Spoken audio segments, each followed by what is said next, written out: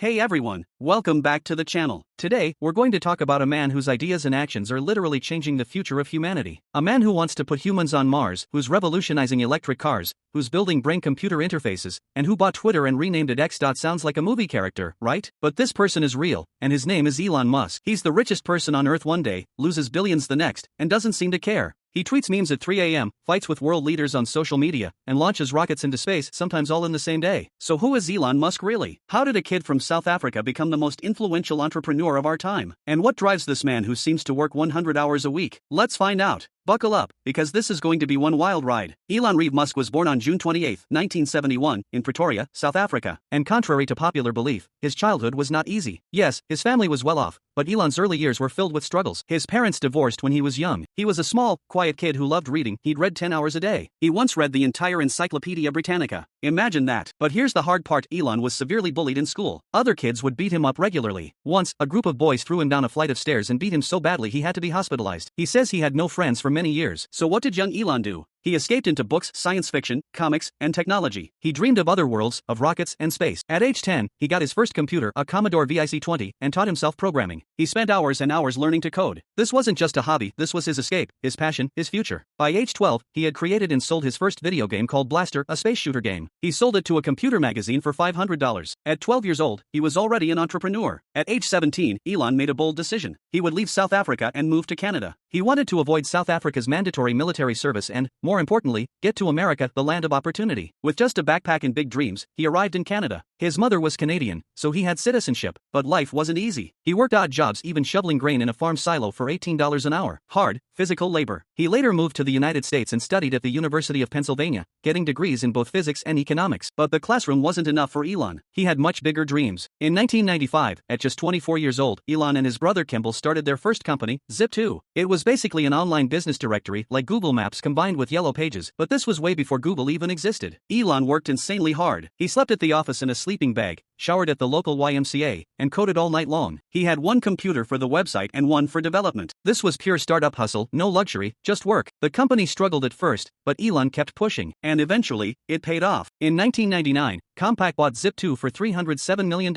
Elon's share? $22 million.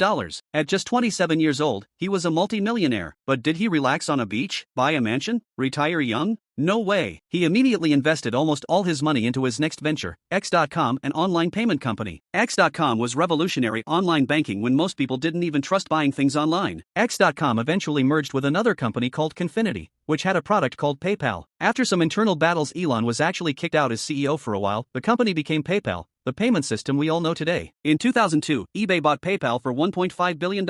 Elon's share this time? $180 million.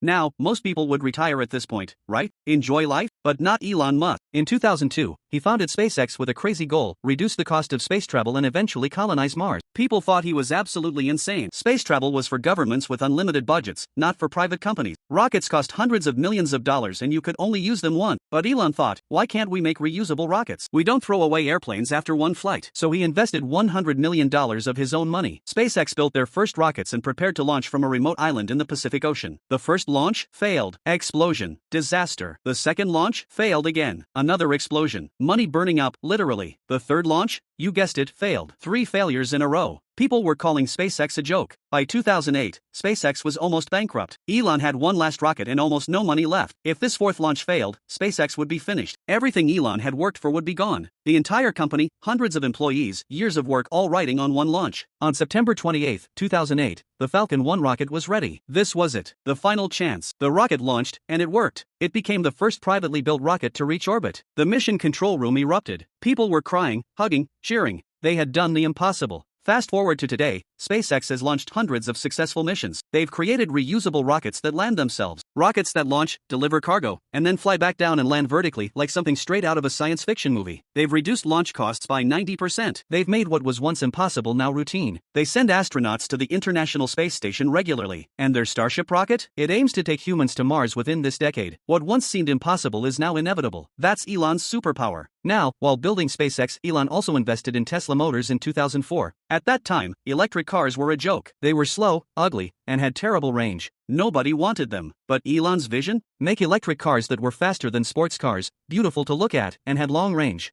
and save the planet while doing it. Again, people laughed. The auto industry said it couldn't be done. The early years were brutal. The 2008 financial crisis hit, and suddenly both SpaceX and Tesla were dying at the same time. Elon was running out of money fast. He had a terrible choice: save one company, or split his remaining money between both and risk losing everything. He split it. On Christmas Eve 2008, both companies were hours away from bankruptcy. Then, miraculously, SpaceX won a $1.6 billion NASA contract, and Tesla secured last-minute funding. Both companies survived. Today, Tesla is the world's most valuable car company. They've proven that electric cars can be cool, fast, and profitable. The Tesla Model 3 became one of the best-selling